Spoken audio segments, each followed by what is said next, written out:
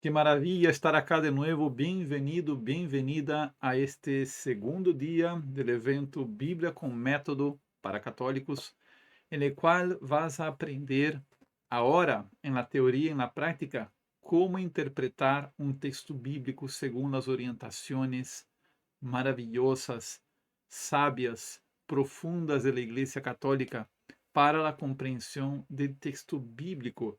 E lo harás em 10 passos, sem a necessidade de haver estudado previamente a carreira de teologia. Eu lo hice, eu sou Ricardo Braço, soy teólogo católico, e lo complicado que é uma interpretação bíblica, lo estou trayendo acá para ti, laico, laica, pessoa interessada, para que tu puedas aplicar essa metodologia passo a passo, de maneira clara, profunda e segura, puedas ahondar, penetrar nesse texto bíblico e sacar os sentidos de ele. Se tu eres novo aqui neste evento, te recomendo ver o video do primeiro dia que tuvimos ayer, em el qual apuntávamos os errores de interpretação mais comuns que há nos dias de hoje, não? As trampas de interpretação que há. E são várias: aislamento de texto, atomização de texto, é decir, tomar um texto fora de seu contexto, a interpretação subjetiva, relativista, da pessoa que põe a si mesma como parâmetro de interpretação, racionalismo bíblico, é decir, aqui a coisa de quitarle o divino do texto bíblico e pretender quedar-se solamente com o racional e científico. E a Igreja plantea princípios metodológicos muito claros. O primeiro de ellos é a conciliação, a síntese entre a fé e a razão. E na classe anterior eu te estava explicando acerca de ello, não é certo? Te mostrava que da Dei Verbum 12, que fundamenta este método, ela nos habla de dois sentidos da palavra de Deus: o sentido literal e o sentido espiritual. La carne de texto, es decir, la palabra com minúscula, e el espírito, es decir, la palabra com maiúscula. Por lo tanto, hemos de examinar dois grandes contextos: o contexto histórico-literário, para encontrar o sentido literal, e o contexto teológico espiritual, para encontrar o sentido espiritual. Tratar a palavra visível, tangível, com profundidade, com ciência, não é certo? Com um questionamento realmente disciplinado e profundo para para extrair desse texto, não? E isso é o que significa propriamente exégesis, não? Extrair do texto lo invisível, lo intangível, aquilo que Deus nos ha querido dizer em la história por meio de autores humanos, por meio de pessoas que viveram em um determinado tempo e espaço de nossa história sagrada, lo que Deus ha querido dizer acerca de lo eterno, ¿no? Entonces, eso es el principio metodológico fundamental: la síntesis entre fé y razón, la síntesis entre lo histórico y lo teológico, no negar lo teológico o separarlo de lo histórico, no negar lo histórico y separarlo de lo espiritual, no caer en esas trampas que explicábamos ayer, sino comprender para creer, e uma vez que creo, puedo compreender aún más, como decía San Agustín. Entonces nosotros vamos a hoy trabajar aquí, mira, acá está, método 10P, el método de los 10 pasos. Eso que la Dei Verbum en el Concilio Vaticano II y luego los documentos de la Iglesia Católica, de la Pontificia Comisión Bíblica, los documentos de Benedicto XVI, as obras de Benedicto XVI, por exemplo, Jesus de Nazaré, incluso a orientação de Papa Leão, ultimamente, não, sobre o Vaticano II, as catequeses que há uns meses ele pronunciou sobre a própria Dei Verbum, são as diretrizes para fazer o que vamos fazer hoje, ok?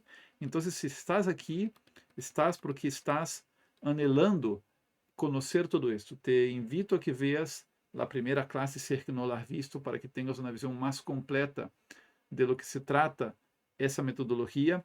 E também quero aqui, antes de começar, agradecer a todas as pessoas que mandaram suas mensagens por WhatsApp, que he recebido, a las pessoas que han puesto comentários no YouTube. Eu visto que cientos de pessoas já vieram la primeira classe. Se tu não la has visto, que estás esperando? Anda a verla. Está aqui no canal Bíblia para Católicos. E são pessoas que estão abrindo os olhos porque se estão dando conta de que estão travadas em sua leitura bíblica, estão detenidas em sua leitura bíblica, estão como que com dificuldades de andar no texto bíblico, porque antes que nada tropeçam em algumas trampas. E isso les ajudou muitíssimo a las pessoas que viram o vídeo ayer. Pero ayer eu hice uma promessa, sair dessa estagnação, sair dessa angústia, sair desse caminho travado, não, que é a interpretação bíblica. Sempre vamos a ter referências, não é certo? Os padres da igreja, o magistério da igreja, a tradição, os sacerdotes que nos proferem homilias, predicam homilias, sacerdotes e obispos, não, que nos entregam reflexões sobre a palavra, sempre vamos a ter referência. Não se trata de acá de passar a estudar a Bíblia por mim mesmo e olvidar-me de las referências que pueda haver, porque a palavra é também comunitária e la hemos de compartir. Pero la promesa es que tú vas a poder también tú, en tu estudio personal, en tu momento de crecimiento interior, y eso es algo de madurez espiritual que solo tú puedes realizar, nadie va a madurar por ti. Vamos a entregar ahora un método que vai ser como o antídoto para isso que te trava, que é não abonar a terra de tu espírito, não? Usando a metáfora da parábola do sembrador, não abonar essa terra para que a semilla da palavra frutifique em ti. Esse antídoto tem nome próprio, não? Esta solução, método de los 10 passos, não? Como dizia a minha aluna Elizabeth ayer, que les deu um testemunho, não? Este método é como a clave maestra que abre todas as portas desse edifício que é a Bíblia, que tem 73 portas, que são os 73 escritos da Bíblia. Esta chave não abre somente o Gênesis, abre todas as portas. Compreendendo esse método, tu vas a poder acercar-te a qualquer texto bíblico e seguir um caminho de interpretação. Não é uma invenção moderna, não é uma jogada de marketing, não é uma elucubração de minha imaginação, como digo e repito, é a tradução didáctica, prática de las diretrizes de nossa Santa Madre, a Igreja Católica, que nos regalou no Concílio Vaticano II, há mais de 60 anos, especificamente em Dei Verbum 12, um documento que você pode encontrar na internet, na página do Vaticano e ler-lo, esse caminho. Não? Lamentavelmente, han passado 60 anos e nadie havia feito um método assim. E se tu estás acá, prueba o método, tenta a carteira final comigo neste evento e tu vas a ver como isso realmente aplica a Dei Verbum. E tu vas a ver como isso realmente transforma tu maneira de estudar a Bíblia e transforma tu vida espiritual.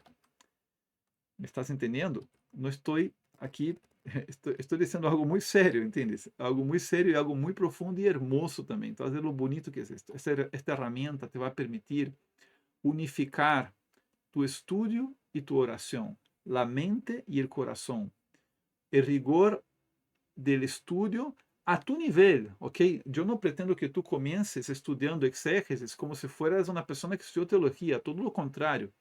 A tu nivel, para ti que no has estudiado teología, obviamente un nivel inicialmente básico, pero el rigor comienza en lo básico. Uno dirá, rigor exegético, essas coisas de eruditos e dos acadêmicos que estudam. Não, o rigor exegético é de quem toca a Bíblia, é de quem abre a Bíblia. Tem que ter rigor exegético, pero básico. Depois entrarás no nível básico plus, não? Ou intermédio, intermédio A, intermédio B, intermédio C, intermédio plus, não é certo? E logo o avançado. Se tu queres seguir, tu puedes chegar hasta allá. E para que tu veas, repito, que isto não é teoria, de que isso não é uma coisa só acá de mostrar princípios e a ver como tu lo haces. Hoje vamos a abrir a Bíblia, vamos a abrir a palavra de Deus e eu te vou explicar esse método de maneira prática. Vamos fazer um exercício de exégesis prática, real. Abre tu Bíblia ahorita mesmo. Abre ahorita. Te dou aí um minutito para que busques tu Bíblia e abras tu Bíblia em Marcos, Evangelho de São Marcos, capítulo 10. ¿Ya? Vamos a ler um dos relatos uno de tantos relatos conmovedores, ¿no? de la Sagrada Escritura, que ahí lo voy a poner aquí en la pantalla, ¿no? Que es el relato de eh, el ciego Bartimeu, ¿no? El ciego Bartimeu que es curado por Jesús, ¿cierto? El ciego Bartimeu es curado por Jesús, es el relato de una curación, y nosotros vamos a seguir la metodología analizando este relato, ¿no? El relato del ciego Bartimeu está en Marcos capítulo 10, versículo 46 e seguintes. Também vou abrir aqui na pantalla, se neste momento tu não tienes a Bíblia na mão, eu vou abrir aqui na pantalla e vamos a estudar o método a partir de agora, analisando Marcos capítulo 10, versículo 46.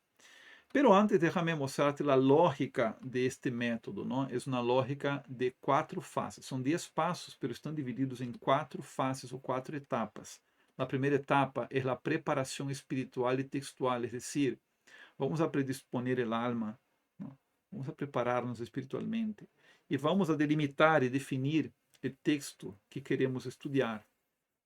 Ok? Te vou ensinar como fazer isso. Ok? Te vou dar ferramentas para fazer isto.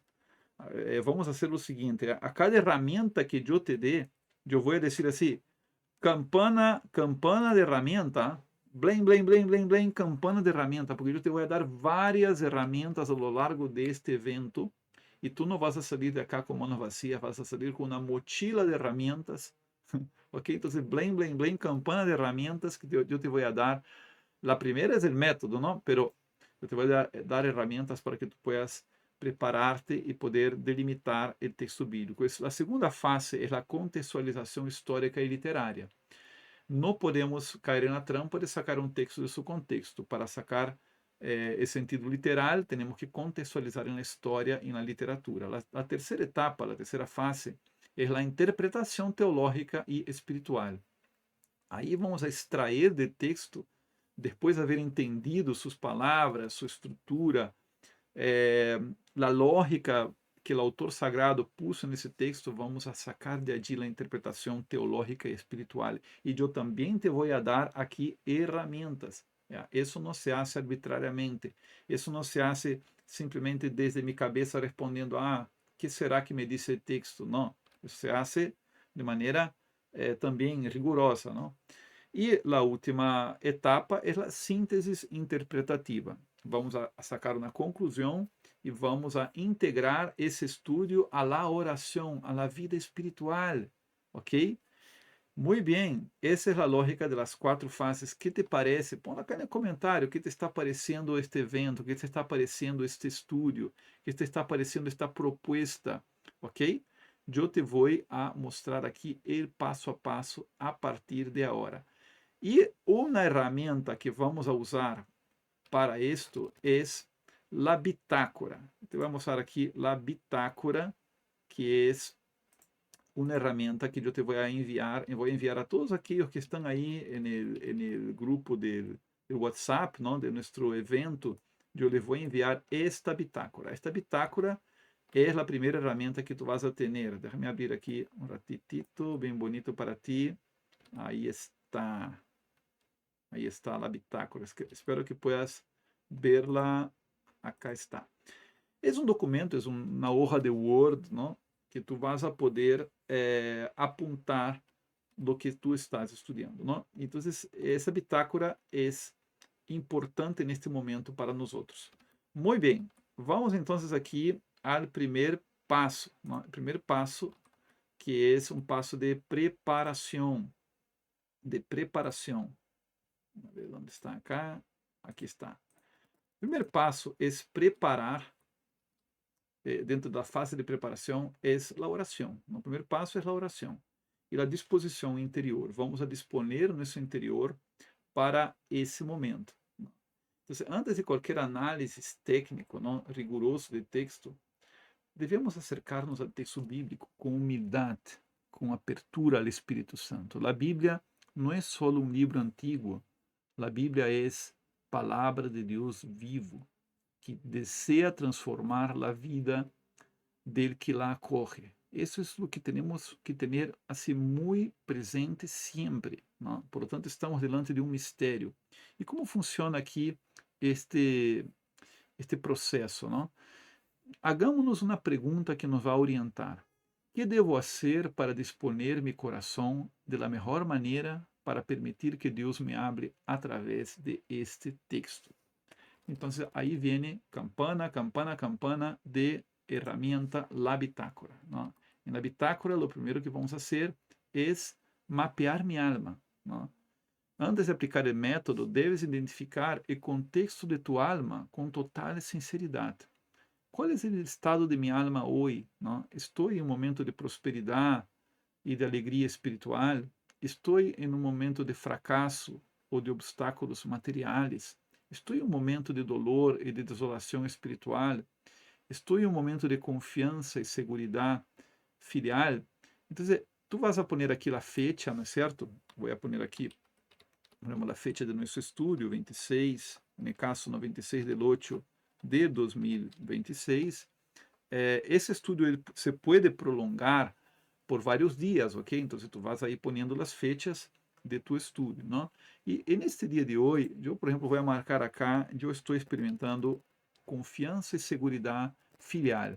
E como me sinto, eu, neste momento, me sinto entusiasmado em compartilhar a palavra, não é certo, contigo, não? Esse é meu sentimento neste momento, vês? Vamos llenando acá esta bitácora, não? E vamos fazer uma oração, certo? Eu te vou a proponer fazer uma oração. Nesta bitácora já temos aí uma oração. Uma proposta é a oração que eu sempre hago com meus alunos e eu te invito a fazê-la agora mesmo. Em nome do Padre e do Hijo e do Espírito Santo. Amém. Padre de todas as bendiciones, derrama sobre mí la gracia del Espíritu Santo, para que mi mente se abra al entendimiento de la Sagrada Escritura y para que al interpretar con su asistencia, al interpretarla con su asistencia, mi corazón se abra a la verdad y a la conversión. Revela en mí en este día, una vez más, el misterio de tu Hijo, Jesucristo, Señor nuestro, para que aumente mi fé, se fortaleça minha esperança e para que a semilla de tu palavra frutifique em mim por la caridade e la virtude. Por Jesucristo nosso Senhor. Amém. Senhor de la misericórdia, em ti confio. Maria, Virgem de los Dolores, ruega por nosotros. Em nome do Padre, do Hijo e do Espírito Santo. Amém. Muito bem. Então, hemos cumprido com o primeiro passo. O primeiro passo vem a ser isso, não? Oração e disposição interior. Vamos agora ao seguinte passo, não? Vamos a delimitar, definir o texto, não é certo? Delimitar a perícopa que vamos estudar. Estar seguros de que a tradução que temos por delante é confiável. Observar as diferentes traduções a nosso idioma para acercarnos lo máximo possível a lo que o autor inspirado ha escrito. Não vou explicar muito a detalhe tudo isso que acabo de ler, mas acá há vários princípios metodológicos que estão por detrás, vários critérios, não? Por exemplo, nós não estamos lendo o texto em idioma original. O idioma original é, no caso aqui, que vamos a ler o Evangelho, é o idioma griego, não? Então, nós temos que entender que temos que definir que tradução vamos a seguir, não? E para isto, não, nós fazemos uma pergunta orientadora. Qual é a perícopa a ser examinada e quais são as variantes textuais que devo ter em consideração? No caso, a perícopa, e para quem não sabe o que é uma perícopa, não? A perícopa é aquele texto bíblico que tem uma unidade interna, não? Ele tem em si uma unidade, é como uma peça, um troço, um pedaço dentro de uma obra mais grande, não? Me gusta muito a analogia de la manta de retazos, não? El manto de retazos, imagine você um manto de retazos, e nesse manto de retazos teve vários retazos que estão costurados, não? se cree que a Bíblia inteira ha sido escrita assim, não? Han sido vários retazos de textos que foram sendo agrupados e costurados e foram formando-se as secções dos livros e luego los libros em si. No caso acá, nós já hemos elegido um texto que é, previamente, no que é texto de Ciego Bartimeu. O texto de Ciego Bartimeu, ele pode ser lido em 3 evangelhos. Não? Eu elegi o evangelho de Marcos, mas poderia haver elegido outro evangelho, incluso lo podemos fazer em outra ocasião. Não? Mas eu elegi aqui o evangelho de Marcos, e vou pôr aqui na pantalla. A Bíblia que eu vou usar é a Bíblia de Navarra, a edição digital de la Biblia de Navarra, que, bueno, particularmente me gusta muito usá-la, ¿no? É a Bíblia da Universidade de Navarra, para quem não a conhece, é uma muito boa Bíblia, muito recomendada, ¿no? Não sei se vocês podem ver aí com claridade na pantalla, estou tratando de barrar aqui, ratitito. Aqui está, ¿no? A Bíblia da Universidade de Navarra, uma Bíblia publicada, ¿no? Por la Universidade de Navarra, renombradíssima, y que tiene pues no solamente una muy buena traducción, sino que también tiene excelentes introducciones y comentarios, ¿no? En su momento yo te voy a explicar cómo usarlos, ¿no? Dentro aqui del passo a passo del método, hay que saber quando usar esses comentários e essas introduções, não é certo? Porque às vezes leemos essas introduções e comentários e não entendemos nada, porque não estamos preparados para ello. Esta Bíblia tem um índice e através desse índice eu posso acceder ao Evangelho de Marcos, aqui no Novo Testamento, através de hiperlinks. Então, eu marco aqui o Evangelho de São Marcos. Agora vou buscar de frente o capítulo 10. E no capítulo 10, que tem aqui um título que aparece nesta Bíblia. Não necessariamente vai aparecer esse título na Bíblia que tu lees, não? Cada Bíblia põe títulos diferentes. Não? No caso acá, põe Ásia, Judea e Jerusalém. Pero tomem em consideração isto acá, não? Ásia, Judea e Jerusalém. E estou buscando o relato de la curação del ciego Bartimeu, que está no final desse capítulo. Não? Aqui está, curação del ciego Bartimeu. E esses números que aparecem aqui são os textos de Mateus 20, 29 a 34 e Lucas 18, 35 a 43, em los quais também nós podemos ler a curação de ciego Bartimeu. No caso, eu estou lendo Marcos capítulo 10, e como delimitamos a perícopa? Ahorita te vou explicar, não? Porque que é uma perícopa? Já te expliquei que é um pedaço de texto bíblico. Aqui tu vês que esta Bíblia ela intitulou a perícopa. Não? Esse pedaço de texto bíblico está com título Curação de Ciego Bartimeu. Não todas as Bíblias lo hacen. Pero como tu identificarias a perícopa se es que não tuvieras esse título? Ou como asegurarnos de que este título aqui puesto é o título de la perícopa, não? Então, sem querer comentário. Bueno, tienes que ver os indicadores que há no texto. Por exemplo, esse texto aqui começa dizendo: "Llegan a Jericó". Então, não se pergunta: "¿Quiénes llegan a Jericó?", não é certo? "¿Quiénes llegan a Jericó?". ¿Dónde es Jericó? ¿Correcto? ¿Dónde es Jericó? Bueno, el punto es que un grupo de gente, ¿cierto? Está en plural, llega a Jericó. Entonces, yo me voy a interesar por lo que está escrito anteriormente, ¿no? Parece que está hablando de una gente que está caminando hacia Jericó. En realidad, cuando uno lee un poquito antes, ¿no? Aquí en ese texto previo, nós vamos a ver um texto que não há nenhuma referência de lugar. Não? É um diálogo de Jesus com seus discípulos, não? Com os filhos de Zebedeu, que são Santiago e Juan. E nesse texto em concreto não há nenhuma indicação temporal.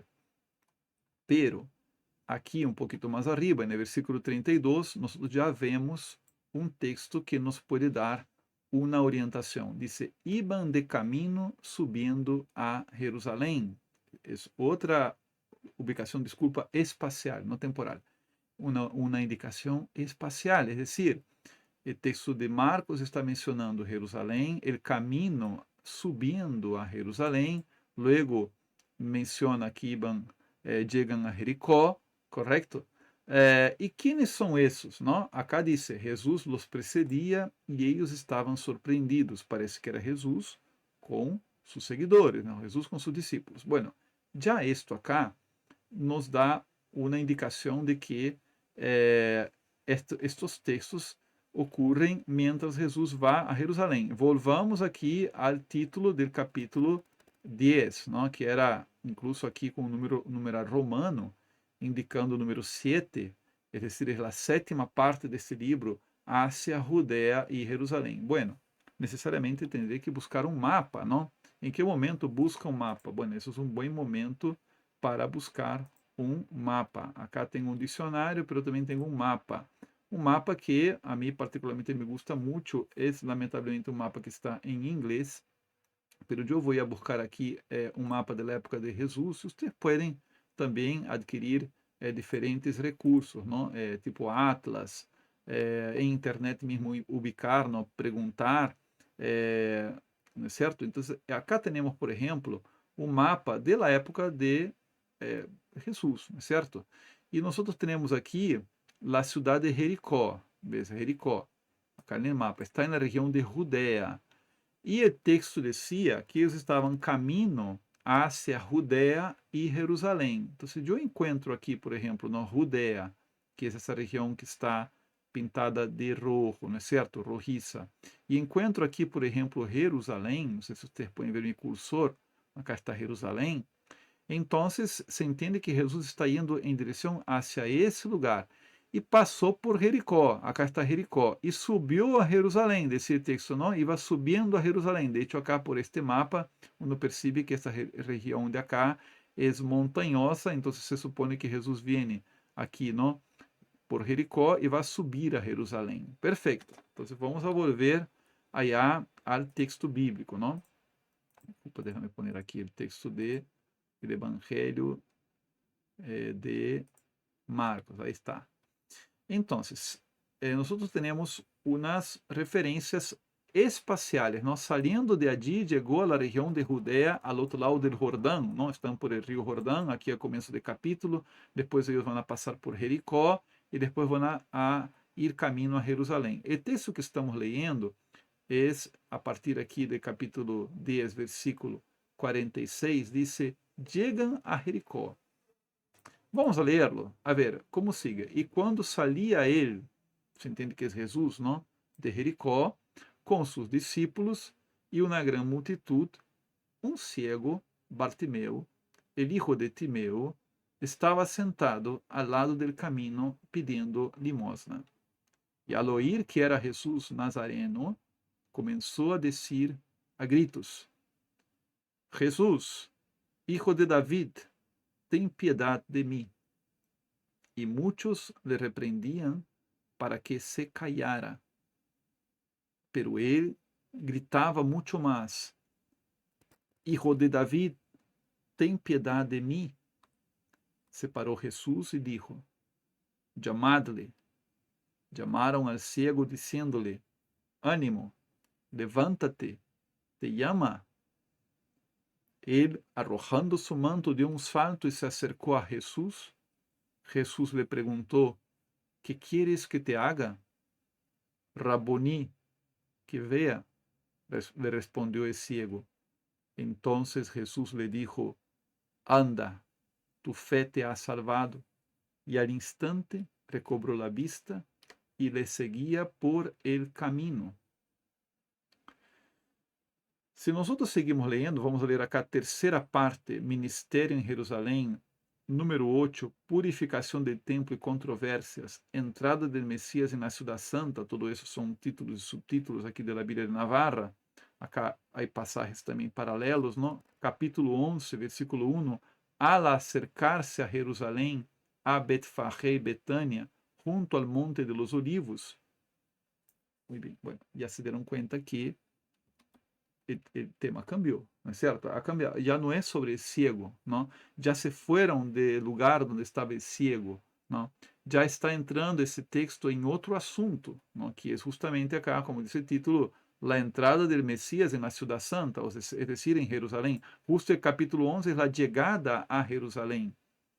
Então, eu me dou conta que esse texto aqui, que começou falando de que chegam a Jericó e terminou dizendo que le seguia por el camino, o texto começa e termina com referências espaciais que indicam uma unidade literária. É decir, eu posso começar no versículo 46 e terminar aqui no versículo 52 e listo. He leído um passagem bíblico, he leído uma perícope, he leído uma unidade literária, correto? Então, me vou ir à bitácora e vou apontar aqui, não é certo? Ferramenta importante, a bitácora. Cita bíblica, Marcos, MC, a abreviação de Marcos, capítulo 10, versículos 46 a 52. Eu vou pôr entre parênteses, la curação, ou não sei, eu pongo a minha maneira, Jesus cura al ciego Bartimeu. Muito bem? Então, delimitei a perícopa, correto?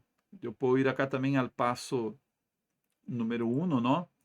Também já estamos no passo 2, porque já hemos feito na preparação, pero para que vocês repassem aqui essa etapa de preparação, não? Passo número 1, repassando. Que devo fazer para disponer meu coração da melhor maneira para permitir que Deus me hable através desse texto, não é certo? Então, aqui, eu já marquei arriba que estou entusiasmado por transmitir a palavra, que eu estou em um momento espiritual acá entre as 4 opções de confiança e segurança filial. Então, eu posso escrever aqui na bitácora algo como, vamos a poner aqui um color diferente, não, vou poner aqui um color rojizo, não? Eu vou indicar aqui, não? Estou emocionado com poder estudar este lindo passagem, instruyendo a muitos católicos interessados em abrir su mente a uma nova metodologia, e haré este estudio de forma didáctica, sencilla, profunda, abriendo-me também a lo que el Espírito me pueda, não sei, me gusta usar a palavra mover, não? Mover interiormente hoje. Muito bem. Assim funciona a bitácora. Eu vou apontando. Definição e delimitação de texto, não? Qual é a perícopa a ser examinada e quais são as variantes textuais? Ui, que passou aqui? As variantes textuais que devo ter em consideração, não é certo? Então, a perícopa é Marcos 10, 46 a 52, sobre a curação de ciego chamado Bartimeu. Quais são as variantes textuais que devo ter em consideração? Bueno, que são variantes textuais, não? Variantes textuais é quando eu tomo aqui minha Bíblia e la comparo com outros textos, não? Não significa comparar com aqui o texto de Mateus e o texto de Lucas. Já? Não se trata disto todavia. Em su momento vamos a comparar aqui com os textos de Mateus e Lucas. Pero não são, isso não são variantes textuais. O que é uma variante textual? É o mesmo passagem em outra Bíblia. Já? Eu he preparado acá, por exemplo, a Bíblia, conhecida também como Bíblia Platense, a Bíblia de Monsenhor Juan Straubinger, não? Que é conhecida também como Bíblia Platense. Eu vou abrir aqui para ti, se que não la conheces. Acá está, é uma Bíblia que também tem sua versão em PDF, no digital, eu particularmente la tengo acá em mi librero, acá atrás mío, pero es una Biblia que tem letras chiquitas, é muito grande, pero esta versão acá, que é uma versão que circula aí por internet, está bastante bem, e também tem um índice interativo aqui, então eu vou ir aqui ao Novo Testamento e abrir em Marcos, capítulo 10, al final do capítulo 10. Para ahorrar caminho, eu vou entrar por el capítulo 11, eu vou subir um pouquinho, porque eu sei que está al final de 10. Aqui está. El ciego de Jericó, não é certo? E que é o que tu vas a fazer aqui? Tu vas a ler este texto e vas a comparar com o texto da Bíblia de Navarra. Vas a ver as diferenças que há. Por exemplo, uma diferença que há aqui é el hijo de Timeu, Bartimeu. Não? Aqui esta Bíblia põe assim, não? Habla de uma numerosa muchedumbre, correto? Habla de ciego e mendigo que estava sentado al borde del camino. Vea, é uma maneira de falar um pouco diferente de la Bíblia que estávamos leyendo, la Bíblia de Navarra. Então, fíjense, por exemplo, não? Acá também habla de uma numerosa multidumbre, el hijo de Timeu, Bartimeu, ciego e mendigo. Oi, aqui, estou lendo lá está. Dice, uma grande multitud, não? Allá dice uma numerosa multidumbre. Acá dice um ciego, Bartimeu, el hijo de Timeu, bueno, cambia el orden, pero es igual, ¿no? Estava sentado al lado del camino, não disse al borde, disse al lado. Então, vean, este exercício acá, eu la hice fácil en esta ocasião. ¿Por quê? Porque é um texto del Evangelho que não tem grandes variantes textuales com relação a outros textos. Pero vean, vocês podem buscar em várias Bíblias. Eu sugiro, por exemplo, acá, mira, campanita de herramienta, vean, vocês podem buscar nesta página acá que se chama bibliacatólica.com.br, é uma página brasileira, não .br brasileira, que vocês podem vir aqui arriba e abrir o idioma que vocês queiram. No caso acá já está previamente selecionado em espanhol, se vocês lá abrem, vocês lá vão ver em português, pero é uma página que te dá a opção de lerla em vários idiomas. E vocês podem entrar aqui, por exemplo, o Evangelho de Marcos, o Evangelho segundo São Marcos. Vem acá à la derecha, tem, por exemplo, Bíblias, não? E te dá a possibilidade de comparar traduções. Vem aqui, diz Bíblia, por exemplo, eu estou ponendo Bíblia latino-americana, significa que esse texto que está aqui é da Bíblia latino-americana, provavelmente tu tenhas a Bíblia latino-americana, porque é a Bíblia mais popular que há no mercado, não? Então, aqui está a Bíblia latino-americana e tu puedes buscar outra Bíblia. Por exemplo, se tu não tens la de Jerusalém, acá la puedes poner, mira, la Bíblia de Jerusalém. E aí que vai passar?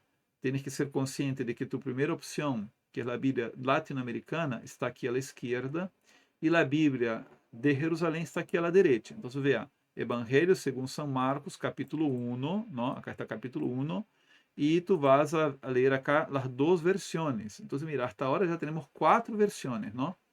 Luego tu vas a buscar aqui, bueno, aqui tu puedes buscar também o livro, não? O livro que quieras da Bíblia, não?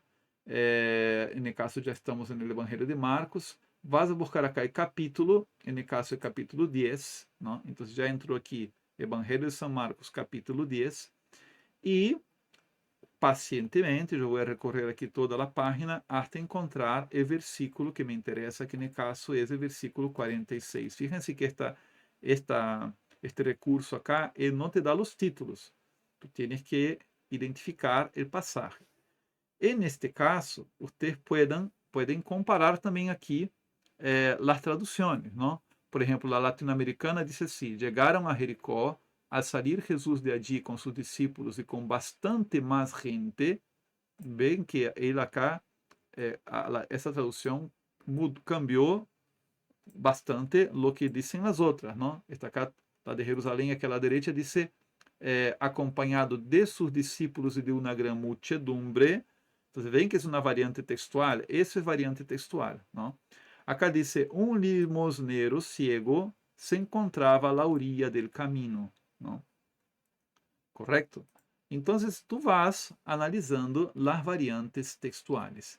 Como eu previamente já hice um estudo para que isto não se demore muito, não? Que eu pretendo ensinar-te acá uma boa parte aqui de todo deste análise, não? uma pausa acá para explicarte que já estás vendo que isto pode durar bastante, ¿no? Entonces, no voy a pretender hacer los 10 pasos hoy día, ¿no? He tomado esa decisión. Voy a hacer solamente 6 pasos hoy y mañana vamos a completar con los otros pasos. Vamos a hacer hoy el sentido literal y mañana vamos a extraer el sentido espiritual. Entonces, concentración aquí hoy y mañana vamos a también dar seguimiento con esto y no te lo pierdas mañana, ¿ok? Entonces, vamos a seguir. Yo ya previamente traje aquí algumas variantes textuais que encontrei. Por exemplo, não? Variantes textuais e coisas que encontrei no texto. Não? Déjame analisar acá novamente o texto para que tu puedas seguir-me no pensamento, não estés perdido.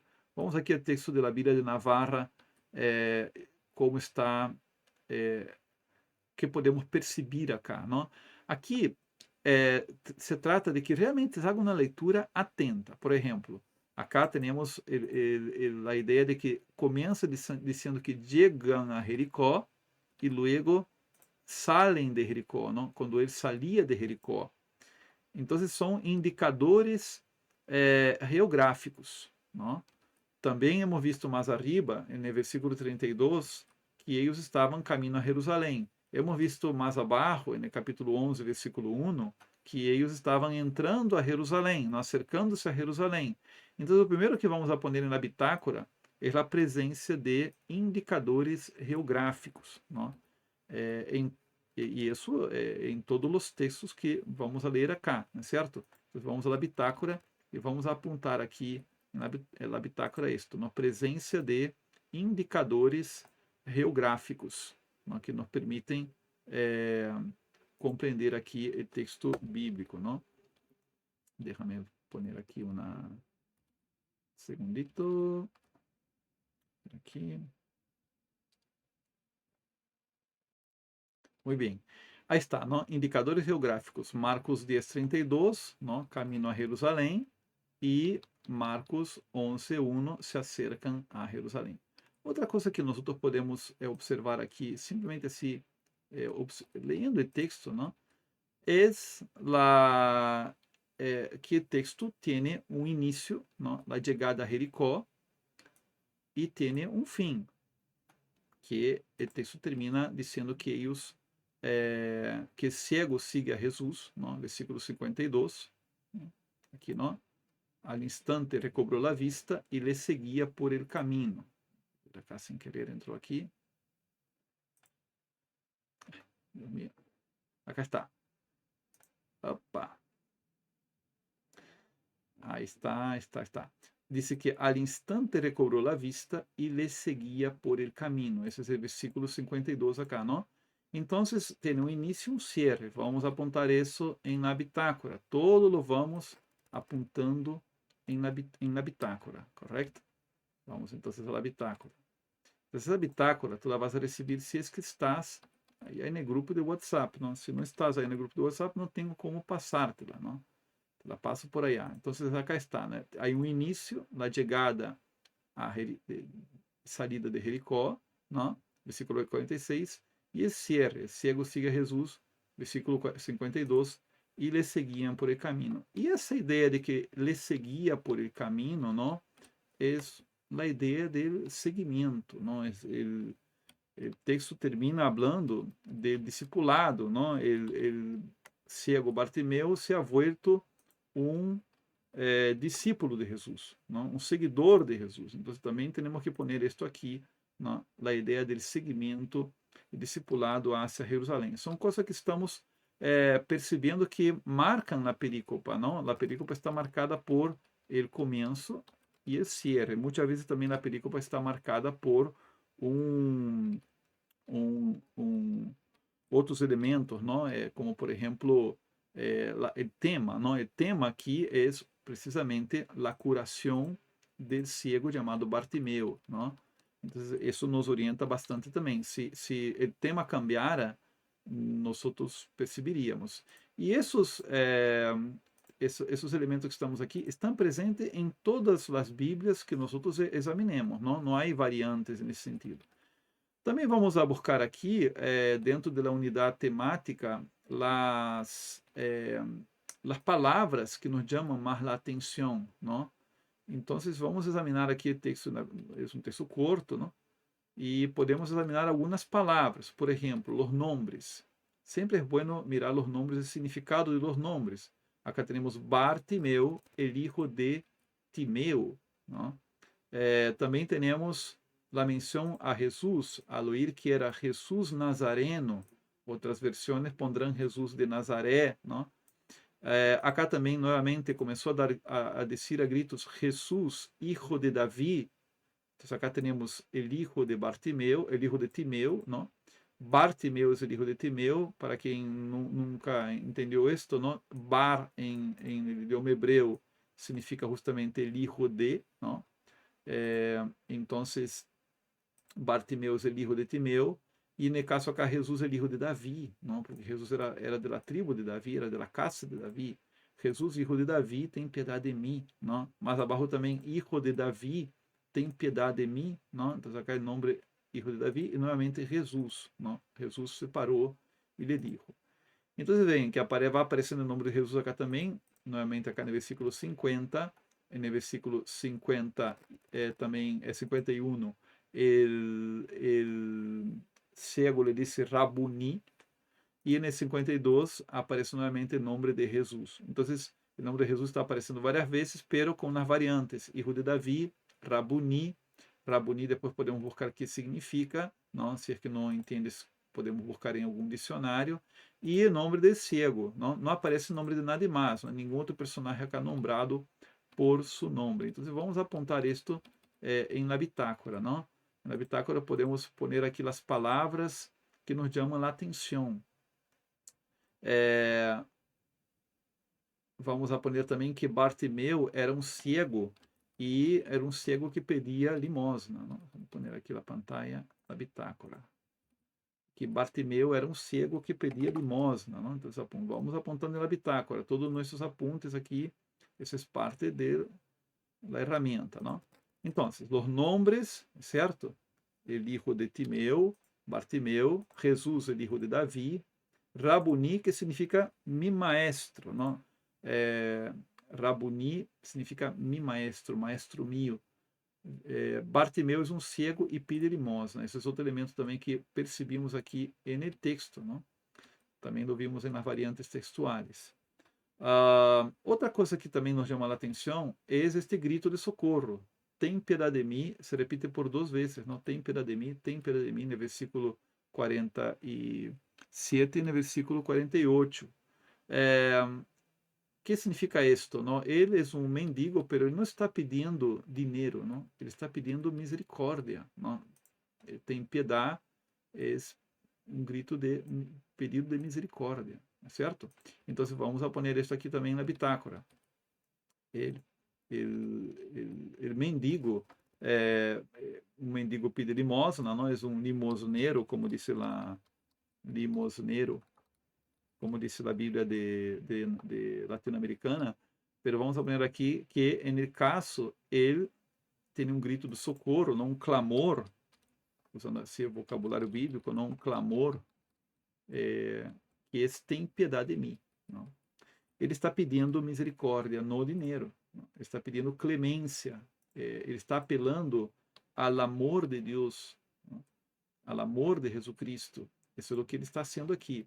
Algum elemento mais? Vean, contraste, não? Nós vemos aqui os verbos. Sempre é bueno examinar os verbos de um passagem bíblico, não? Acá são muito dinâmicos. Mira, salía, llegan, salen, não? Salían. Mientras que ele cego estava sentado. Não? Então, os discípulos de Jesus estão em um movimento dinâmico, mientras que o cego está sentado. Esse é um primeiro contraste, não? Outro contraste é com relação a que todos vêm, mientras que ele é um cego, certo? Todos vêm e ele é um cego. Outro contraste, ele começou a descer a gritos, e isto se repite mais abaixo, não? Ele gritava muito mais, correto? Mientras que muchos le repreendían para que se callara. Esse é um contraste. El ciego gritando e a gente dizendo que se caia. Então, aqui temos vários contrastes, não é certo? Outro contraste. Jesus se para, então Jesus, que estava em movimento dinâmico, em contraste com esse cego que estava sentado, agora Jesus está parado. Não? Jesus está parado e ele se solidariza, não é certo, com ele mendigo. Ele não passa de largo, não? Ele para. E ele chama, aqui é um chamado, não? Jesus chama, e aqueles que estavam seguindo a Jesus, quando muitos repreendiam al ciego, parece que outros lhe chamaram, não? Alguém lhe chamou, alguns lhe chamaram al ciego, não? Então, aí um chamado de Jesus, que se estende, não, através de seus discípulos, que dizem: ânimo, levanta-te, te chama. Não? E agora vêm os movimentos del ciego. O ciego estava sentado, agora ele faz três coisas: ele arroja su manto, ele dá um salto, ele salta e ele se acerca a Jesus. Certo? Então, o cego que estava parado, sentado ao borde do caminho, agora ele se move. Então, aí um contraste aí também. Né? E o último contraste é que ele era cego e ele recobra a vista. Correto? Esses são os contrastes que temos aqui. Finalmente, Jesus disse: anda, não? Anda, tu fé te ha salvado. Não? Ele que estava cego passa a ver e logo ele anda, porque ele está salvado. Não? Então, vamos a copiar aqui esses contrastes, certo? Vamos a poner aqui em nossa bitácora. Essa bitácora é nosso caderno de apuntes deste estudo bíblico. Mira, tudo isso foi simplesmente observação. Não? Observação de texto. Hemos ido como que definindo o que estamos vendo no texto. Estamos vendo sujeitos, estamos vendo verbos, estamos vendo contrastes, correto? E tudo isso vamos apontando, não? Então, acá temos os contrastes. Caminhando e sentado, não? Temos a cegueira e a visão. Temos gente gritando, perdão, é cego gritando e gente dizendo-lhe que se caia, correto? Temos Jesus chamando e o cego respondendo, e acá temos agora o movimento, não? Del cego, não? Ele vai arrojar o manto, vai saltar e se acercar a Jesus. Também a ideia de ouvir, não? O verbo ouvir aparece aqui também no versículo 47, al oír que era Jesus. Ele não veia, pero ele oía que era Jesus Nazareno, não? Isso também é importante, oía, ele oye, não? Ele não vê, pero ele oye. Então, ele oír e ele ver. E luego, Jesus, que o nome de Jesus, que se repite várias vezes nesse relato, significa Yahvé salva, não? Yeshua significa Yahvé salva, não? E como termina o texto? Jesus dizendo al cego: tu fé te ha salvado. Não? Acá também temos esta dualidade, não? Contrastes, e vamos apoiar também acá dualidades, não? Porque não necessariamente todos são contrastes, mas são essas dualidades de texto. Vem que texto, só com examinar o tema, o lugar, as pessoas, os verbos, os movimentos, sem ser gran estudo, não é certo? Estamos acá começando, calentando motores, estamos em uma fase de preparação. Isso é solamente a preparação, já? Estamos ponendo acá os cimientos do estudo. Nós já hemos encontrado várias coisas, pues, interessantes, sim ou não? Essa é a primeira fase. Hemos completado a primeira fase. Hemos preparado nosso estudo. E isso que eu aqui não me quero alargar muito, pero eu te animo a que tu leas outras Bíblias. Leia a latino-americana, leia a de Jerusalém, não? Uma e outra vez. Simplesmente hemos preparado o texto. Até podíamos parar por acá, não? Nós hemos demorado bastante neste. Pero não, vamos a seguir. Preparado? Preparada para seguir? Vamos então ao passo número 3. Passo número 3. Qual é o passo número 3? Voy a poner acá en la pantalla para ti. Coméntame aqui abaixo o que te está parecendo esse estudo bíblico. Te está ajudando? Estás animado? Estás animada em aprender este método? Em conhecer este método? As pessoas me perguntaram, Ricardo, do que tu estás fazendo é um curso sobre isto? Bueno, é um evento em que te estou ensinando, já te estou entregando, además entregando-te com várias ferramentas. Não quero falar agora sobre o curso, senão me vou a desviar, pero sí há um curso sobre isto. O terceiro passo é já de contextualização. Vamos a analisar o contexto imediato. O que significa contexto imediato? Se trataria de ler toda a secção. ¿Te acuerdas que ao começo do capítulo 10 havia o número 7, hacia Judea e Jerusalém? Bueno, a Bíblia de Navarra considerou isto uma secção, é decir, todo o capítulo 10 de Marcos é uma secção. Não la vamos a ler agora, pero seria o ideal, não? E se fora possível ler todo o livro, é decir, familiarizar-nos com o livro, pero tampouco lo vamos fazer agora. Pero entende que isto é o propósito, entender como a perícopa, é decir, aquele trecho que has leído, que tecnicamente decimos perícopa, se ubica no contexto da obra completa. Evitar o erro de aislar versículos de seu contexto e unidade literária originários. Então, qual é a pergunta que lhe vamos fazer ao texto? Como este texto se encaja na sequência narrativa ou argumentativa do livro bíblico? Traduzindo isto em la prática, o que significa isto aqui em la prática? Não? Vamos então a ver. Vamos ao texto. Vamos aqui ao texto bíblico da Bíblia de Navarra. Que é o que tu vas fazer acá para dar esse passo? Vas analisar o que há antes e vas analisar o que há depois. Lo ideal, como digo, é ler todo o capítulo 10, pero não lo vamos fazer agora. Bastaria com, por ahora, ver qual é a perícopa imediatamente anterior. A perícopa imediatamente anterior tem como título Petição de los hijos de Zebedeu. Então, se tu la leas, eu invito que la leas, verás que Santiago e Juan se vão acercar donde Jesus e lhe vão pedir, Maestro, queremos que nos concedas o que te vamos a pedir. Ele les dijo, que queréis que os haga? E eles lhe contestaram, concede-nos sentar-nos um a tu direita e outro a tu esquerda em tu glória. E Jesus lhes dijo, não sabeis o que pedis. Podeis beber o cálice que eu bebo, ou receber o bautismo com que eu sou bautizado? Podemos, lhe dijeron eles. Jesus lhes dijo, bebereis o cálice que eu bebo, e recebereis o bautismo com que eu sou bautizado.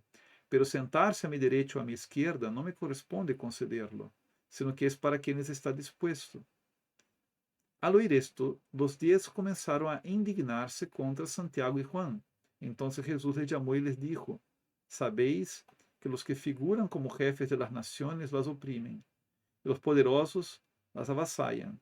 No tiene que ser así entre vosotros, al contrario, quien quiera llegar a ser grande entre vosotros, que sea vuestro servidor, y quien entre vosotros quiera ser el primero, que sea esclavo de todos, porque el Hijo del Hombre no ha venido a ser servido, sino a servir e a dar sua vida em redenção de muitos. Bueno, este é o texto imediatamente anterior a la narração de la curação de cego Bartimeu, não? Então, acá temos um episódio, um diálogo, um texto de diálogo, em qual termina com uma sentença de Jesus, não? Ele que queira ser o primeiro, que foi o pedido, não, de los apóstolos de Santiago e Juan, queriam ser grandes, queriam sentar-se junto a Jesus allá ao lado de seu trono, não? E que queira chegar a ser grande, que seja vuestro servidor. Não? Quem queira ser o primeiro, que seja o esclavo de todos.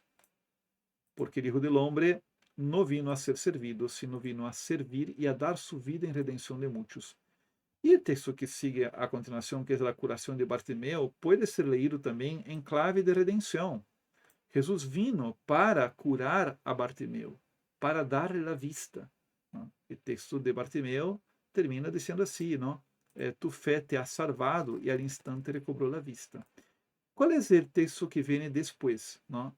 Já hemos visto que é a chegada a Jerusalém, primeiro passando por Betfagé e Betânia, não? E ele envia 2 de seus discípulos que vão ir a preparar um burrico para que ele entre a Jerusalém. E então ele vai entrar aqui a Jerusalém, não, nesse capítulo 11, montado em um burrico, esse famoso passagem do domingo de Ramos, não?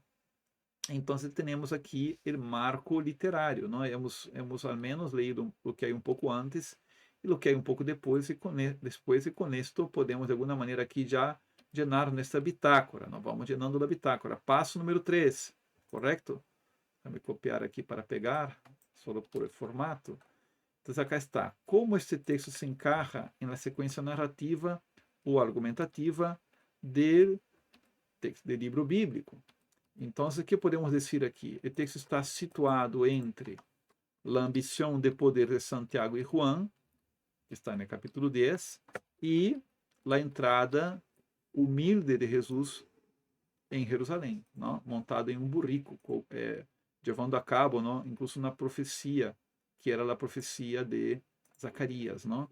Então, está situado entre a ambição de poder de Santiago e Juan e a subida a Jerusalém, onde Jesus morirá. Não está começando aqui a famosa Semana Santa, não? Incluso podemos añadir acá, não? Nessa primeira parte, a sentença que sobre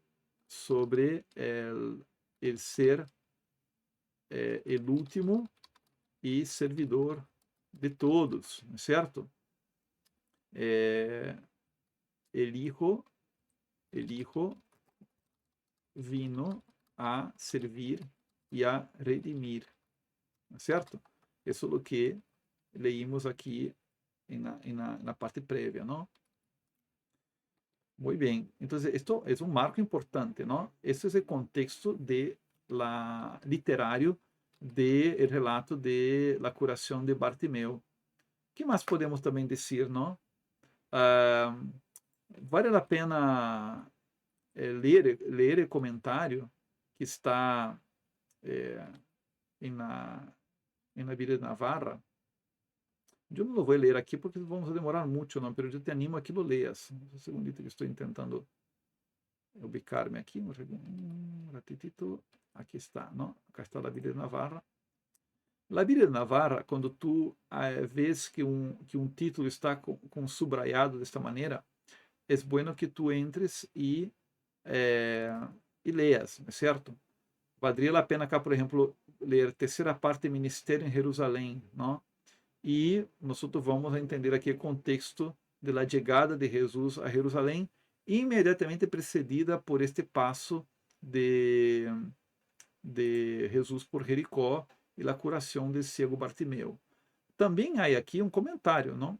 Em realidade, tu puedes ler no momento em que tu quieras, correto? Pero eu prefiro deixar para outro momento. Pero os comentários te vão ajudar também a complementar aqui esta bitácora. Simplesmente minha sugerência é que, al llenar a bitácora, hagas a resposta à pergunta que está allí, que quizás tu puedas também encontrar respostas em los comentários.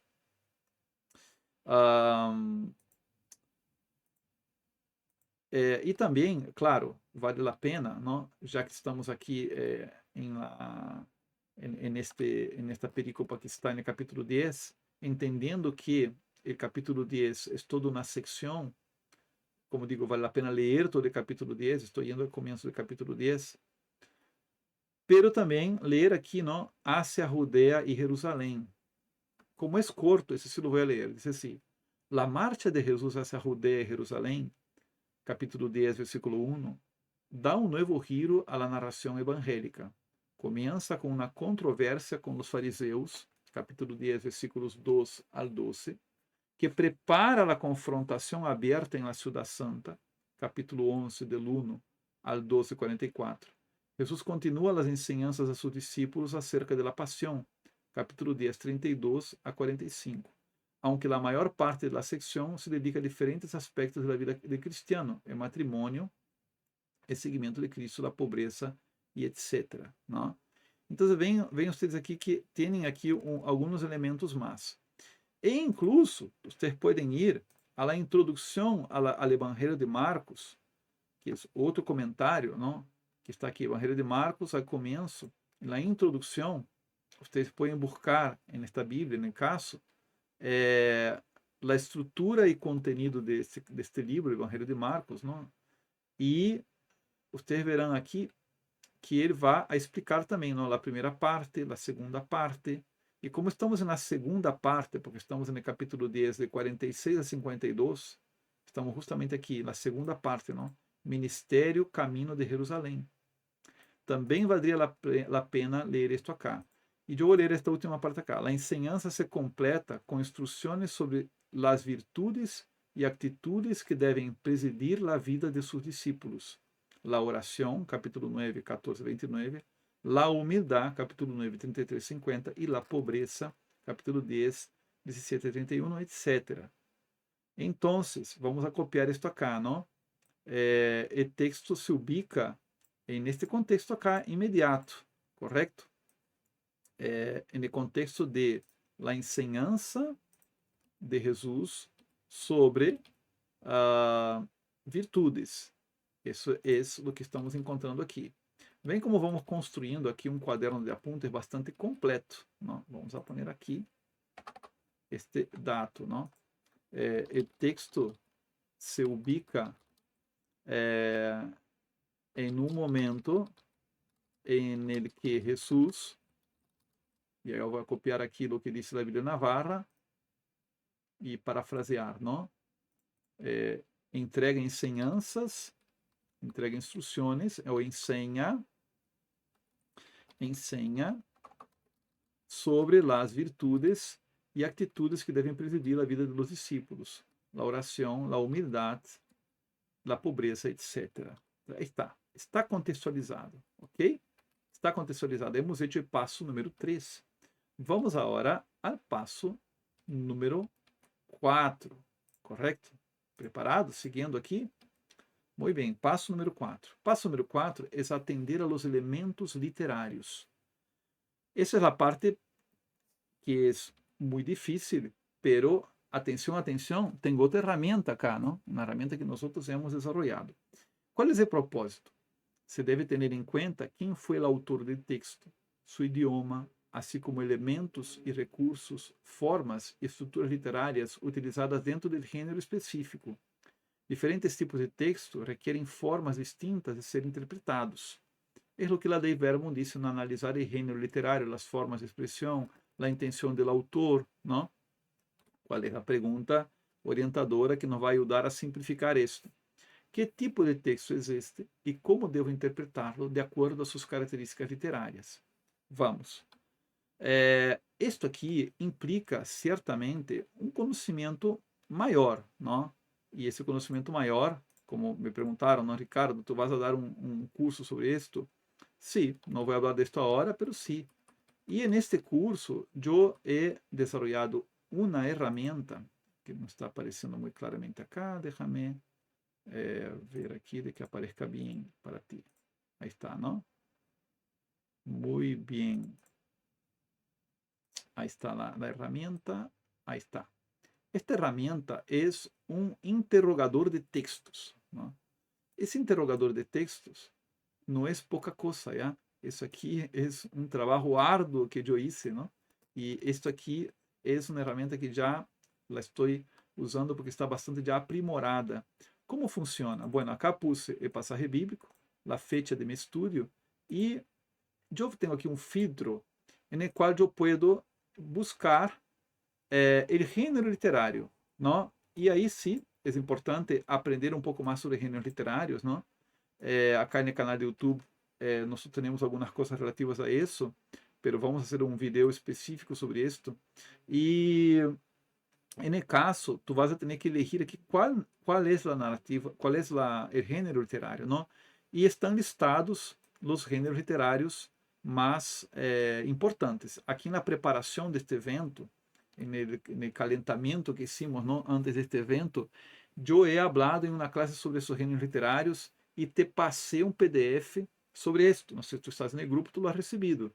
E essa ferramenta é a que te vai permitir conhecer aqui os diferentes gêneros. Eu creio que na pantalla não aparece, mas eu posso elegir aqui os diferentes gêneros. E dependendo de como eu elijo aqui o gênero, não? E a guia que eu les passei por PDF te vai ajudar. Por exemplo, este texto acá é uma narrativa histórica. Por que é uma narrativa histórica? Porque é uma narrativa que tem as características próprias na narrativa histórica. Tem espaço e tempo, tem personagens com nome e apelido, espaço e tempo reais, plausíveis, razonáveis, não? E vá junto com uma narrativa de milagro, não? Que é propriamente outro aspecto próprio da narrativa histórica, não? Um tipo de narrativa histórica é um relato de milagro, não? Então aqui vemos uma guia dinâmica de interrogação. O que significa isto? Que eu, ao selecionar aqui arriba, não? Narrativa histórica, este interrogador de texto já me dá qual deve ser a dinâmica de meu questionamento do texto, não? Primeiro, qual deve ser a mentalidade correta hacia um texto de narrativa histórica? A mentalidade correta é uma leitura atenta ao drama, certo? Acá temos um drama, temos um homem cego clamando misericórdia a Jesus que está passando e vai passando e parece que se vá, não? E tem que gritar para que Jesus escute, não? E a gente que lo quer callar, não? Então, acá hay que ler atentamente esse drama, não? Reconhecendo que Deus atua em acontecimentos reais da história e em vidas concretas, respeitando a sobriedade pedagógica de cada época. No caso, acá é a plenitude dos tempos, não? Qual é a trampa interpretativa a evitar? Não exijas rigor científico moderno nessa narrativa histórica, nem perfeição moral imediata dos personagens. Evita também alegorizar forçadamente relatos puramente históricos. Não? No caso, acá é um relato histórico que vá também de la mano com um relato de milagro. Não? E também com um relato de amada. Pero não é do gênero, não é a forma literária de um relato profético de amada. Um relato profético de amada, ele tem outras características. Se tu queres aprender tudo isto acá, já temos que ahondar isto em outro momento, não? Pero vê como esta ferramenta já nos dá o próprio de uma narrativa histórica. E aí vêm as perguntas de ouro. No caso acá vamos a quedar-nos com as perguntas de sentido literal, não? Porque temos as perguntas de sentido literal e as perguntas de sentido espiritual. Hoje vamos a quedar-nos somente com as de literal. Qual é a intriga, não? O planteamento, o nudo e o desenlace da história? Quem são os atores, seus roles, os sujetos, os adjuvantes, os antisujetos, se é que há, não? E como cambiam, não? Como eles se transformam durante o passagem, onde e quando sucede a ação, qual é a intenção teológica do autor sagrado ao narrá-lo assim, que palavras ou figuras claves se repetem no relato. Vamos, são perguntas de apoio para o gênero literário da narrativa histórica. Se eu tiver aqui que elegir outro gênero literário, se eu puser aqui, por exemplo, o gênero sapiencial, por decirlo, não?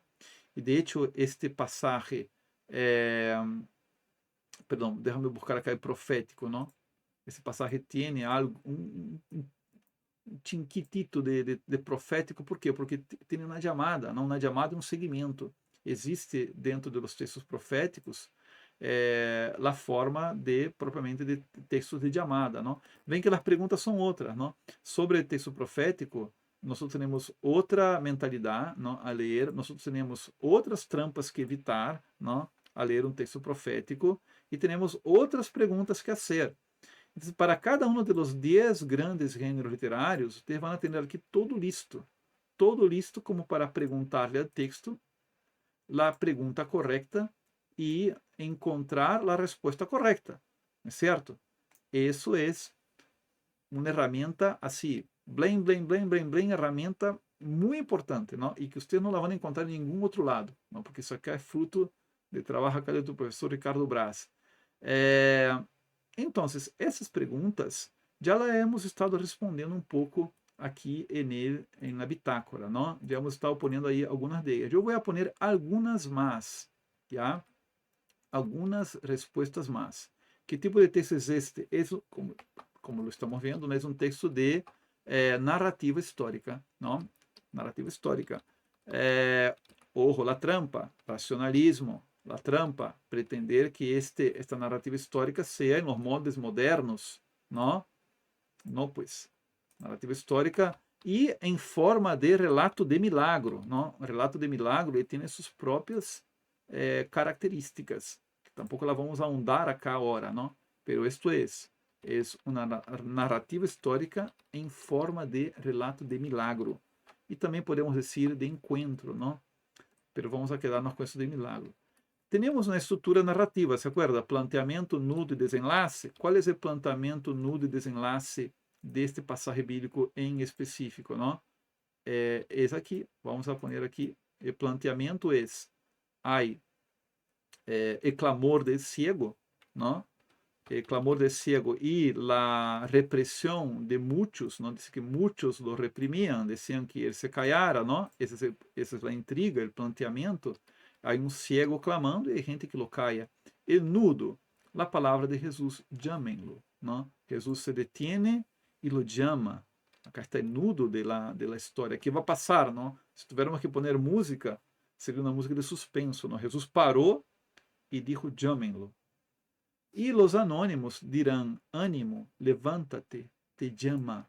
¿No? Os anônimos escutam a Jesus e obedecem a Jesus. ¿No? E vem o desenlace, o encontro de Jesus com Bartimeu. ¿No? Bartimeu sai ao encontro de Jesus, salta, vai donde Jesus, deixa seu manto. Jesus lo cura, ¿no? Está a ação milagrosa, e Bartimeu passa a ser discípulo de Jesus. Esse é o desenlace. ¿No? Aí temos a estrutura de la narrativa histórica. Aí está, ¿no? O passagem bem desglossado, ¿no? Respondidas as perguntas que havíamos hecho. Uso de contrastes. Vamos analisar o uso de contrastes aqui, ¿no? Os contrastes que percebimos aí quando definimos o texto, quando analisamos o vocabulário, os verbos, etc. Vamos agora dar um passito mais com isso de los contrastes. Ele que estava sentado ao lado do caminho termina seguindo en el camino, ¿no? Mira que bonito, ¿no? Ele que era ciego agora vê. E aí vem uma pergunta: e los que vêm estão ciegos? ¿No? El que estava ciego agora vê. E los que vêm estão ciegos? Parece que aqui é um recurso literário também, não? Muito por la ubicação desse texto onde está. Nós podemos perguntar: será que Juan e Santiago realmente estavam vendo quem era Jesus, o Hijo de Davi, o Salvador? Não? Será que eles estavam realmente vendo? Ou estavam vendo em Jesus simplesmente aquele Messias glorioso? Não? Mientras que acá hay un contraste. Outra coisa que também podemos perceber aqui é o detalhe do manto arrojado. Estamos analisando elementos literários, não? Há um detalhe, assim como que aparentemente não tem nenhuma explicação clara. Por que o manto é arrojado? Não? Por que se menciona que ele arrojou o manto? Solo tinha o manto? Não?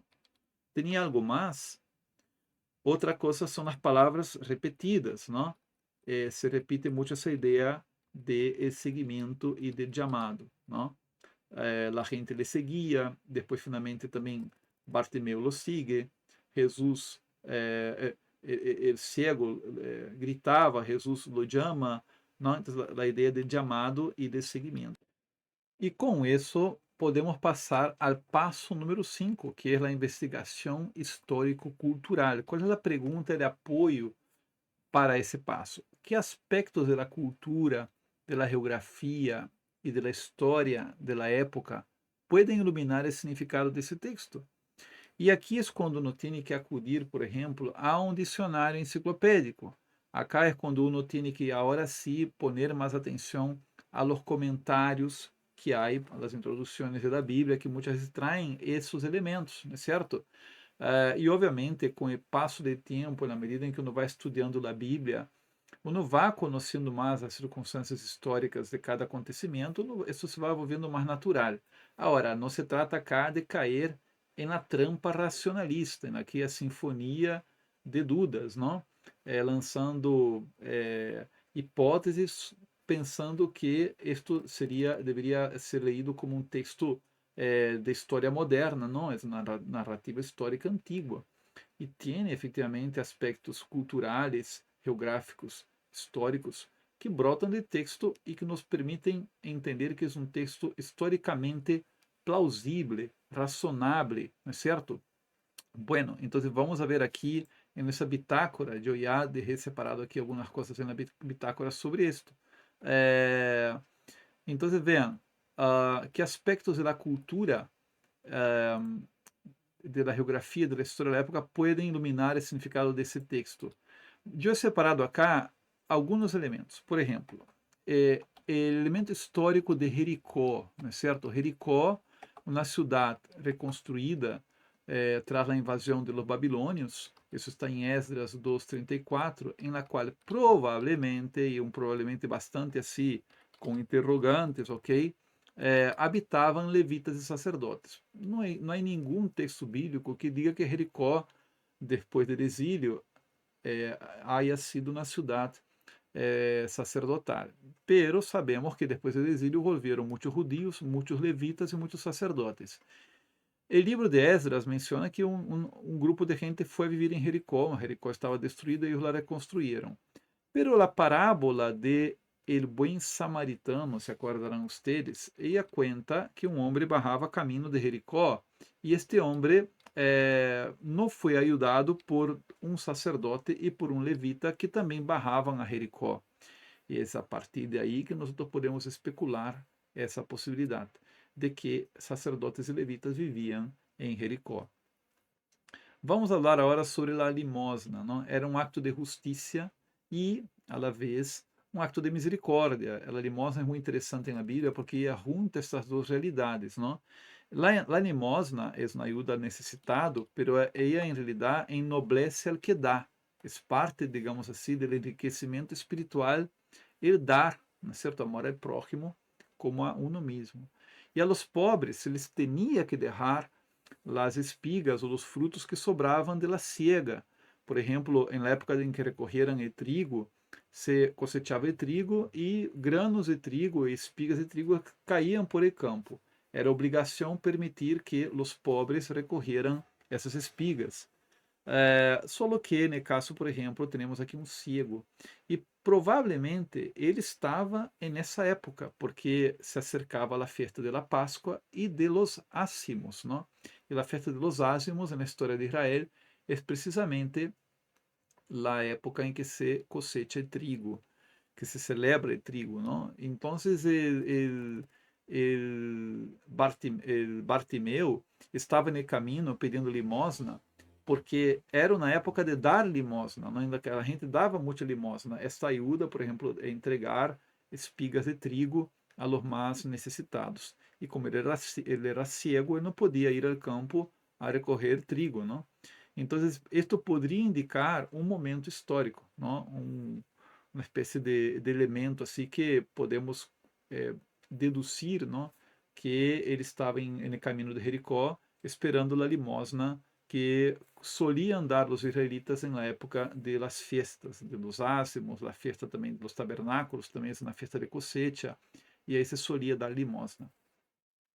La cegueira é um ponto muito importante acá que já nos vai começar a conectar com esse sentido espiritual, porque a cegueira, vendo, por exemplo, em um dicionário enciclopédico bíblico, uno encontra isto, não? Ela é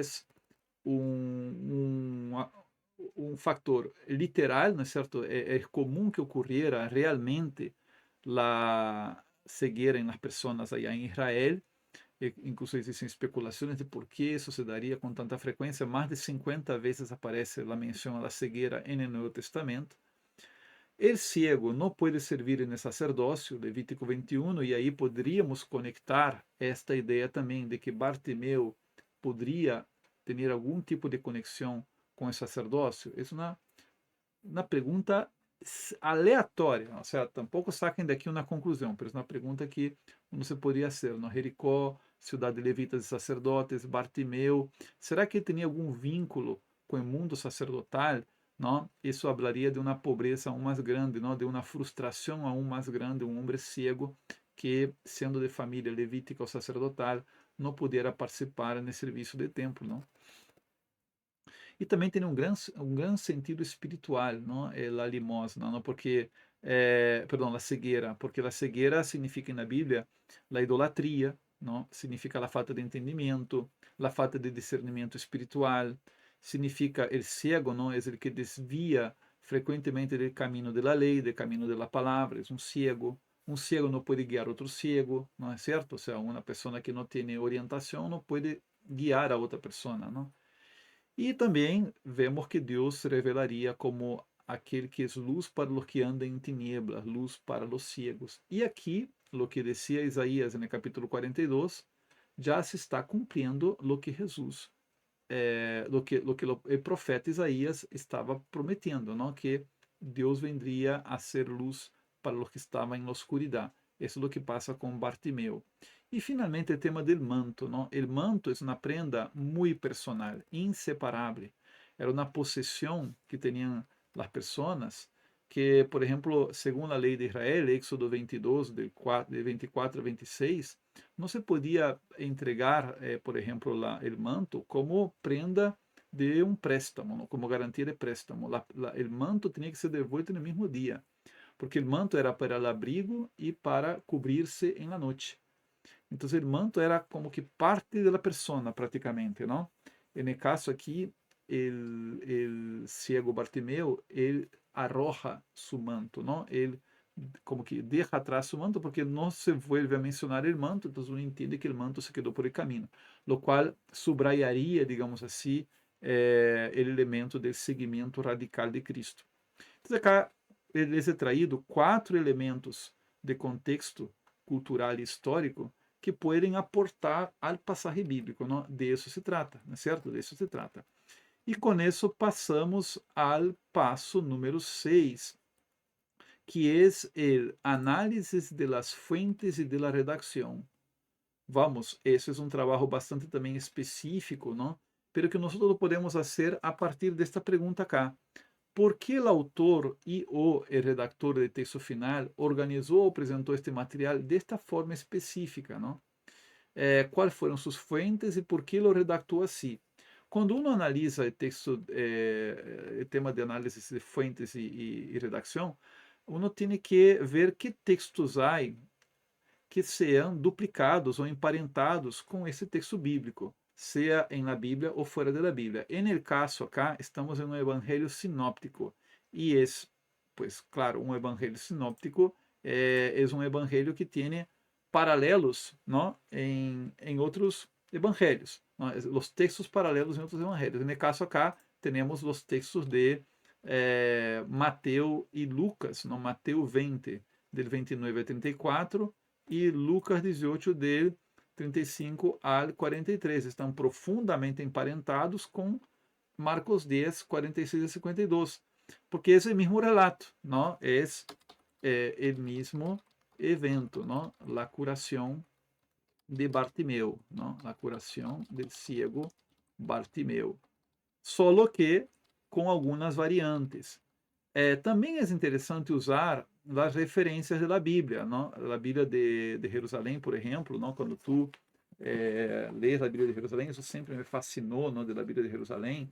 Quando tu lês, por exemplo, um texto da Bíblia de Jerusalém, vou pôr aqui na pantalla, por exemplo, o Evangelho de Mateus, não? Aqui está o texto bíblico, correto?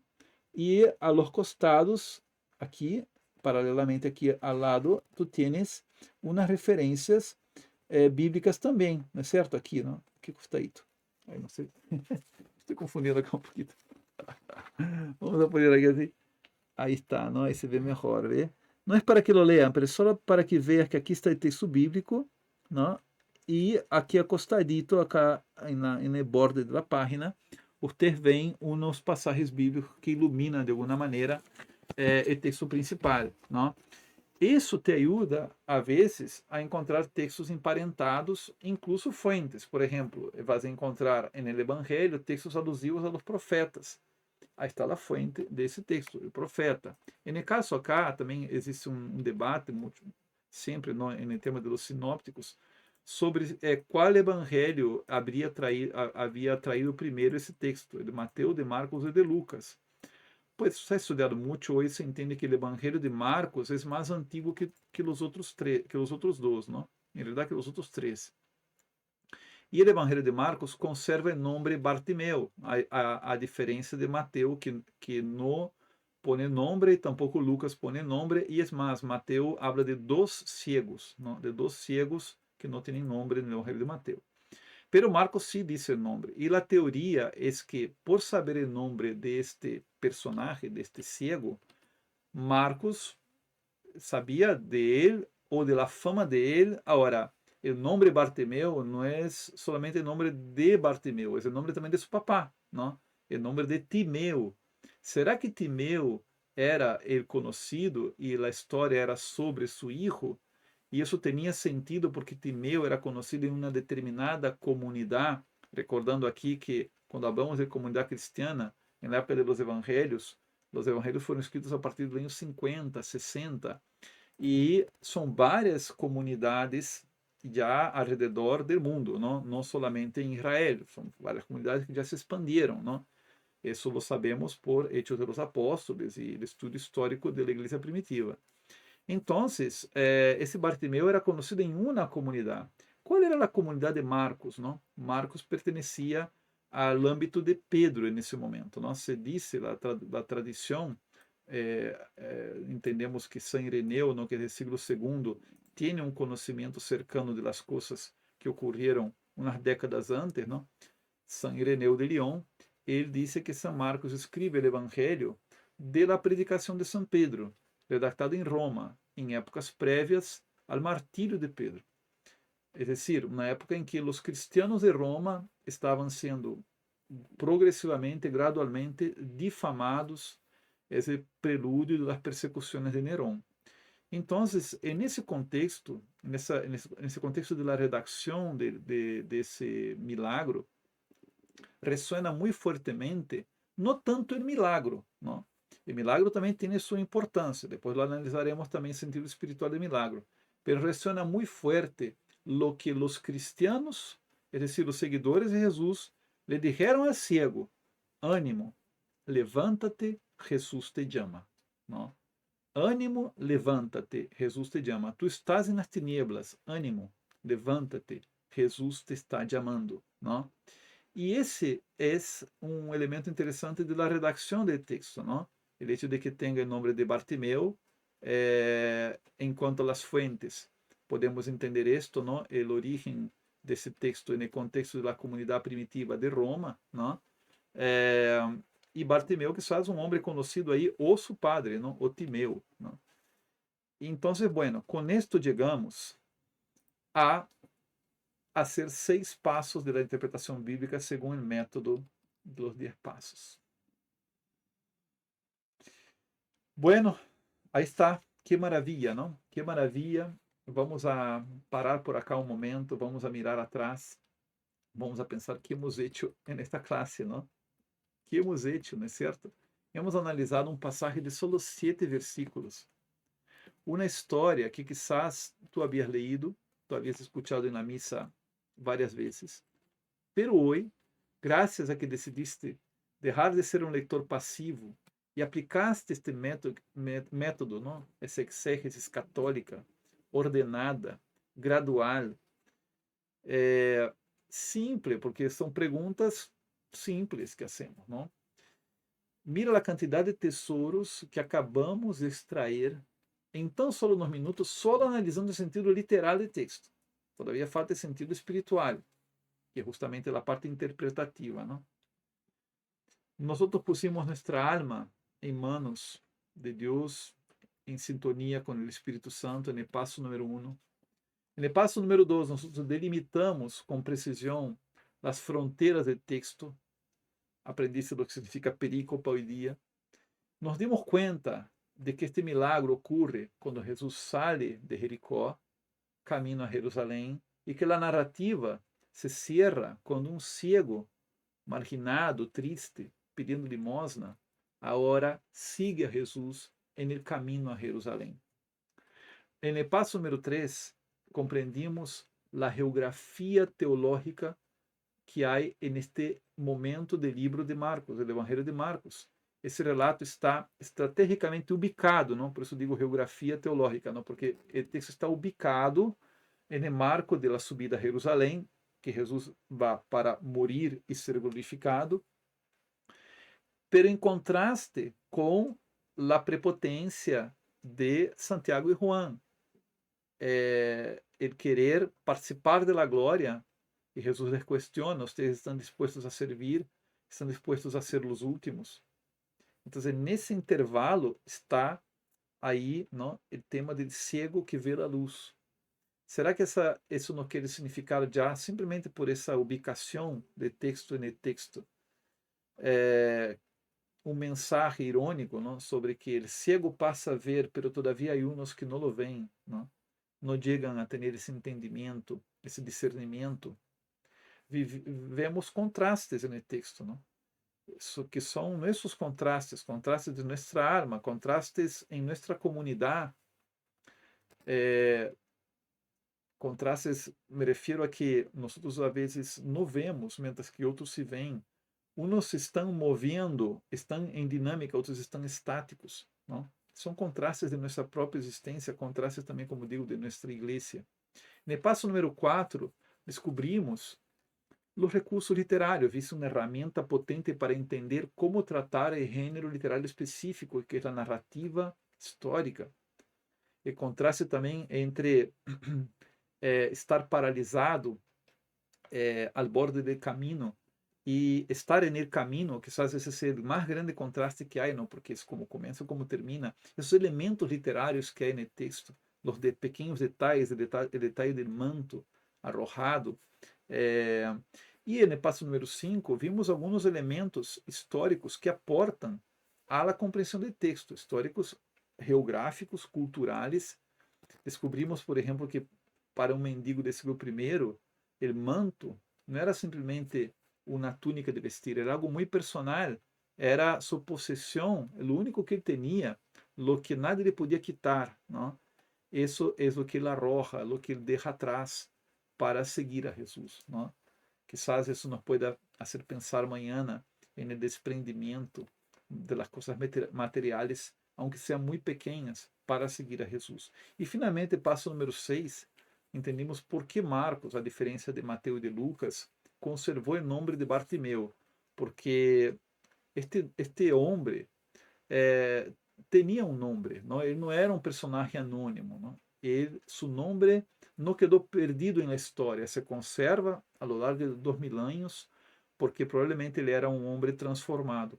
Provavelmente ele foi um homem que subiu a Jerusalém e estuvo allá acompanhando a Jesus em sua paixão, muerte e também um testigo de sua ressurreição, um discípulo conhecido hasta Roma, ¿no? Hasta la comunidad en Roma. Bueno, escríbeme ahí en el chat aquí del video, escríbeme por el WhatsApp con honestidad.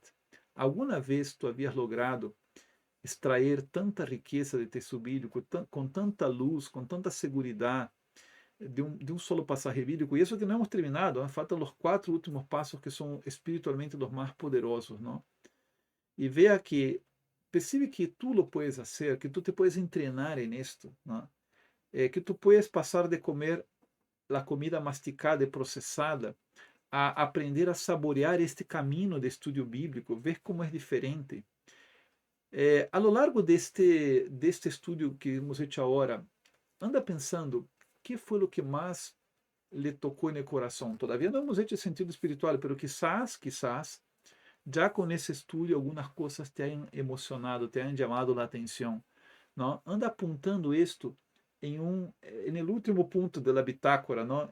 Ou em um quadernito à parte, porque isso não vai servir para o passo número 10, já te vou avisando, não? Estamos só na metade do caminho, não? O que acabamos de destapar acá é esse sentido literal do texto. E com isso temos superado várias trampas e não hemos caído, porque hemos ido de modo didático, passo a passo, ordenado. Se tu te mantienes em lo que significa cada passo e lo que tem que responder a la pergunta específica, não vas a cair nas trampas que hemos mencionado ayer, não? Hemos analisado a dimensão humana, a palavra em minúscula, a dimensão histórica, lo tangible desse texto bíblico. E la Dei Verbo nos disse: pero a palavra de Deus deve ser interpretada em el mesmo espírito, e espírito com letra maiúscula, em que ha sido escrita. Portanto, não podemos quedar-nos solo acá. Isto não terminou. Necessitamos ascender a esse sentido espiritual desse texto bíblico. Como vamos a conectar Bartimeu com as grandes profecias do Antigo Testamento? Com todo o plano da salvação, não? Com a teologia da salvação? Qual é o sentido cristológico desse passagem? Que nos traz acerca de Jesucristo nesse passagem? Qual é o sentido moral? É decir, que luzes esse passagem traz para minha conversão, para meu combate espiritual? Que me traz esse passagem acerca de el fim de los tempos, acerca de nossa esperança futura? Que diz a tradição sobre este passagem? Que han dicho os padres da igreja sobre este passagem? Sobre este clamor del ciego, sobre esta luz de Cristo, sobre este caminho de discipulado. Como se converte este estudo intelectual, esse acercamento intelectual, em um diálogo íntimo, espiritual, mío, de Deus, mío com Deus, mío com o Espírito Santo? Como esse passagem me pode sacar de minha parálise, de mim estar sentado ao borde do caminho e poner-me em caminho com Cristo, não é certo? Vê que daqui já vamos sacando algumas reflexões. Como esse passagem me pode animar, dizer-me, levanta-te, porque Jesus te está chamando. Mañana, na terceira classe deste evento, vamos a revelar os passos 7, 8, 9 e 10, para coronar esta análise exegética, e tu vas a ver como tu mente e tu coração se vão a unir, não? Porque tu eres uma pessoa unificada e isso te vai ajudar a unificar neste caminho, não? Como uma sola llama de amor, como uma sola luz de entendimento. E se a classe de hoje te ajudou a abrir os olhos, a classe de amanhã, eu te asseguro, te vai encender o coração por completo. Então, assegura-te de ter aí puesto tu alarma para amanhã, para que nós podamos reencontrar-nos. Não deixes de revisar o aviso no grupo de WhatsApp, porque vamos estar compartilhando também os materiais e os resúmenes de estas classes. E isto é, não me alargo mais. Um grande abraço, um abraço forte. Alabado seja nosso Senhor Jesus Cristo e nos vemos amanhã.